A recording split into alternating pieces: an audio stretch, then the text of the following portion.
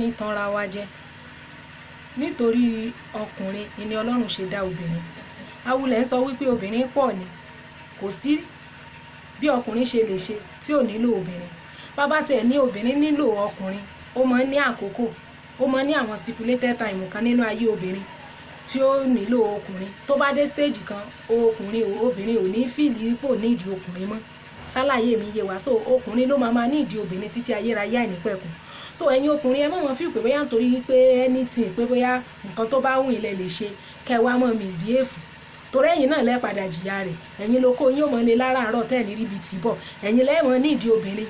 So ẹ má mọ̀ wò wípé bóyá nítorí pé obìnrin pọ̀ àbí bóyá nítorí wípé torí àwọn nǹkan tó ń ṣẹlẹ̀ tẹ́ pé ẹ lè make decision tó bá wù kẹ́ mọ́ wá misbehave sí ẹni tẹ́ bá wà pẹ̀lú. Bẹ́ẹ̀ ni, torí kò sí bá awulẹ̀ ń sọ náà ni àpọ́nlé òsì fọ́ba tí ò lólórí. Ṣàlàyé mi yá. So ẹ má mọ̀ rò pé bóyá nítorí pé bóyá lóbìnrin pọ̀ o àbí nítorí wípé bóyá tó bá wù yẹn lèyàn lè ṣe o kẹ́ mọ́ wá misbehave. Ṣàlàyé mi yé yín. Kò sí bẹ́ẹ̀ yẹn ṣe fẹ́ ṣe nínú ìgbésí ayé ìrìn àjò ayé. Ó lójú nǹkan tí obìnrin lè ṣe ní old age tí ó pọn obìnrin lé. Ọkùnrin tó bá lọ ń fẹ́ pọn roná ní old age tó ti wà burúkú tó ti lé gbogbo àwọn obìnrin lọ kúrò ní ara rẹ̀ tí wàá lọ ń fẹ́ pọn roná nínú kitchen, kò sápọ̀nlé kankan nínú yẹn. Ṣàlàyé mi ti yé yín. So gbogbo ẹ̀yin tẹ́ mọ̀ sọ wípé obìnrin ṣe báyìí ó ti wá lọ. Ẹ̀yin ilé bẹ obìnrin láyé ti yín. Ẹ lè bẹ obìnrin láyé yín. A ní pé ẹni yìí kí ló dé tí ẹ fi pé padà? Ẹ̀yin ò lè pé padà, ó ti lọ, kí lè tẹ̀lé pé padà, kí lè tẹ̀lé bẹ̀. Bẹ́ẹ̀ ni, gbogbo ẹ̀yin tẹ́ máa ń resort sí masturbation ẹ̀ ń kó bára yín ni, because masturbation, one of the side effects ti masturbation ni pé quick ejaculation ló máa ń fà. Tẹ́ bá fi pé bóyá ẹni ilé obìnrin lọ kẹ́ mọ́ wá masturbate kẹ́ mọ́ rape ọmọ ọdún kan ọmọ ọdún méjì káàkiri àdúgbò, ẹni á bá kápó rape ọmọ ẹ̀wọ̀n ló máa kú sí. Sọ̀rọ̀ mi ti ń yé yín. Tẹ́ bá dé resort lórí masturbation ẹ kàn kó bára yín ni, because an orgasm ló máa ń fún ọkùnrin. That is one of the side effects of masturbation. You can Google it.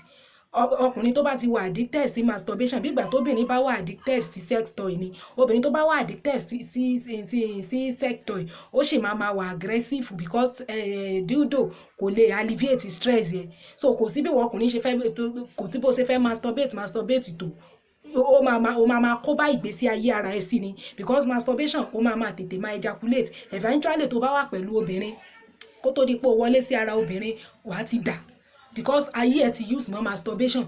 Tí masturbation bá dẹ̀ fún ẹ ní quick ejaculation ó máa fún ẹ ní an orgasm, meaning that pé inability to attain orgasm.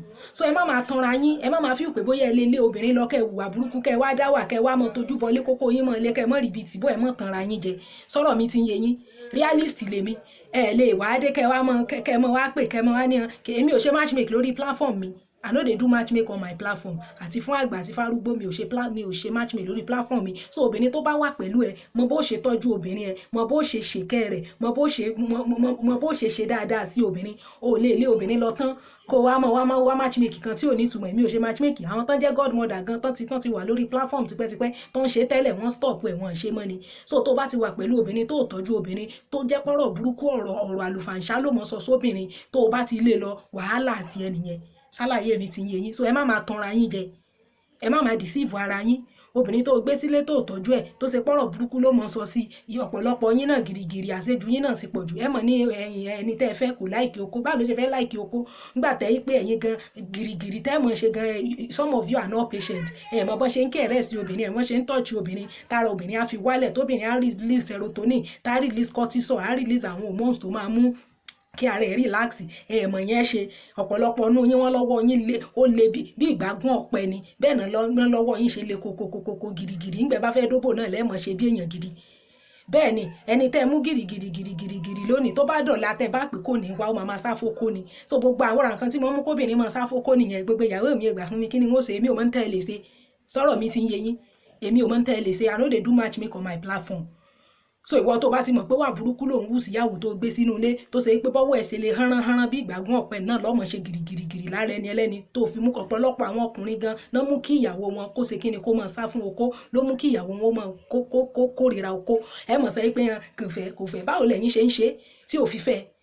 Mo béèrè wò ẹ mọ̀ ṣe gìrìgìrìgìrì obìnrin tínú ẹ̀ ò dùn tẹ́ ti bànújẹ́ látàárọ̀ tílẹ̀ fi ṣú tílẹ̀ wá ṣú tẹ́ ní ó gbóbò lẹ̀ tó sì lóhun ògbélẹ̀ tẹ́ fagídí mu ọ̀pọ̀lọpọ̀ míì náà tún mú obìnrin á tún nà nítorí wípé ó fẹ́ dòkò gbà obìnrin tẹ́ bá tọ́jú kò ní ìdí kó níyín lára kó tó gbà fún yín ọlọ́ọ̀bá ń gbọ́ obìnrin tínú ẹ̀ bá dùn sí yín fúnra rẹ̀ gan bí kẹ́ ẹ mọ wà ńlé ní ó mọ ṣe àmọ́ nígbà tẹ́ pé wà burúkú lẹ́ẹ̀mọ wọ̀rọ̀ burúkú lẹ́ẹ̀mọ sọ̀rọ̀ àlùfàǹṣá lẹ́ẹ̀mọ fọ ẹ̀mọ́ kí ẹ̀rẹ́ sí obìnrin kẹ́ tó tèkan ṣe méjì gan ẹ ti da tọwọ́ yín lẹ̀ gbogbo ẹ̀ náà ti dà á lẹ̀ ṣúgà jíjẹ ti ba yẹ ẹlòmíì jẹ́ débi wípé kò sí ni kó tó ṣèṣẹ́jú kan ṣèṣẹ́jú méjì gbogbo ara ẹ̀ ló ti wálẹ̀ bó lobìnrin ò ṣe ní sáfókó okó tẹ̀ ń fi ń dó wọn gan wọn fíìlì ẹ̀ wọn gbogbo ẹ̀ kàn ń ṣe yàmàyàmà so báwo lẹni ẹlẹ́ni ò ṣe ní máa bínú báwo ni wọn ò ṣe ní máa kanra ẹkùn wa mọ̀ sọ̀rọ̀ àlùfàǹṣà wọ́n wà sá lọ fún ìtàn ẹ̀wà mọ̀ wá matchmaking wọ́n tó bá mọ̀ pé matchmaking lọ́fẹ́ ṣe wọ́n pe nọ́mbà mi o nọ́mbà tí mo fi sórí fídíò mi mo fi nọ́mbà yẹn síbẹ̀ nítorí àwọn blogger tí wọ́n kọ́ ti iṣẹ́ mi tí wọ́n gbé fídíò mi wọ́n kọ́ tiẹ̀ wọ́n lọ jù sórí platform wọn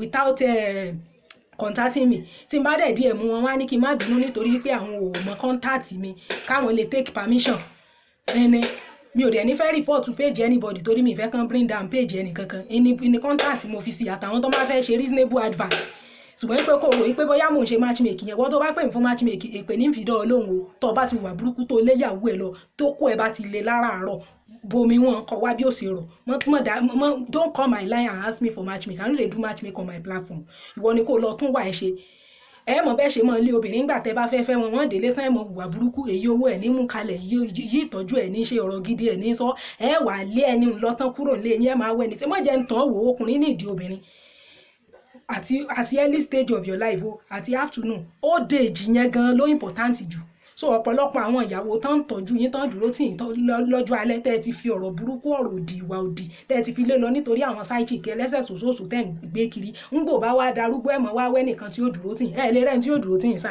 ẹ mọ̀ tanra yín so ìwọ tó bá ti mọ̀ wípé ìwà burúkú ló fi léyàwó ẹ̀ lọ tètè lọ́ọ̀bẹ̀ bó ṣe wà yẹn mọ̀ tan rẹ o tó o bá lọ́ọ̀bẹ̀ o ò lè réyàn jókòó tiẹ̀ lọ́jọ́ alẹ́ ọkùnrin tó bá ti ń darúgbó tó ń fi irun gbọ̀n funfun tó fi lọ́ ń ra irú tó fi lọ́ ń ra ewédú tó fi lọ́ ń ra ẹja àti ẹ̀pà ní ọjà ọkùnrin yìí ò ń ṣèyàn dáadáa ó ti hùwà burúkú ni bá a ṣe lóbìnrin pọ̀ tó láyé kò sí ni tí ì bá ṣe pé wọ ọkùnrin náà dá gan kò sí kó mọ̀ ròbìnrin tí ó dúró tì ọ́ àmọ́ gbà